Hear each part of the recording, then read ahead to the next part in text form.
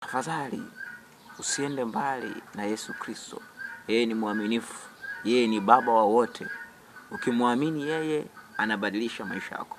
Yeye ni mchungaji mkuu, yeye ni mtume mkuu, yeye ni nabii mkuu, yeye ndiye mwinjilisti mkuu.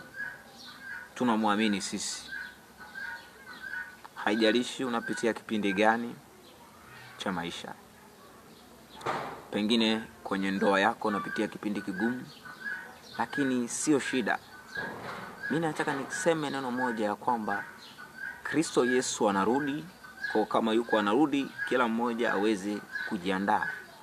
Jiandae unayenisikiliza atakapokuja. Je, ataikuta imani ipo ndani yako? Ni swala msingi la kujiuliza. Na kama imani ipo, it's okay, very nice.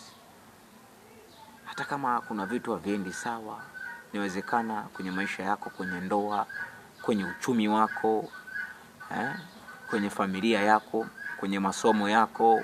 Pengine hii klipu inaweza ikatazamwa na wanachuo, inaweza ikatazamwa na walioajiriwa, inaweza ikatazamwa na mtu asiye na kazi huko mtaani.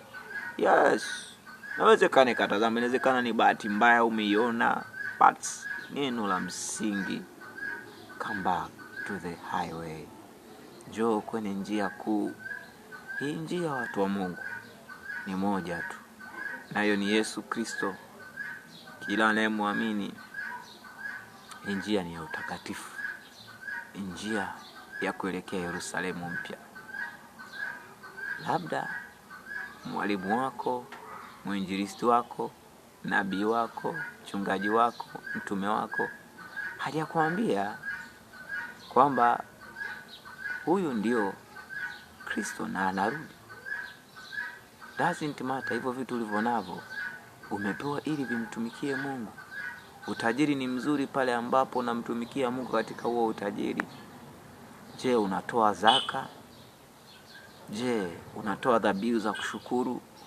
Je, unatoa sadaka za maisha?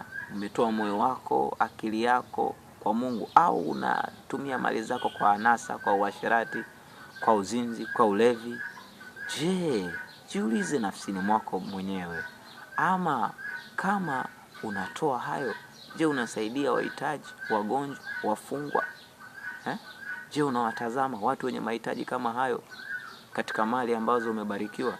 Na wewe ambaye usiye na mali, je, unataka kuwa na mali ili uonekane una mali? Umepotea. Hatui na mali kwa sababu tunataka tuwe na mali. Tunakuwa na mali kwa sababu ya kumtumikia Mungu. Ukiwa na mali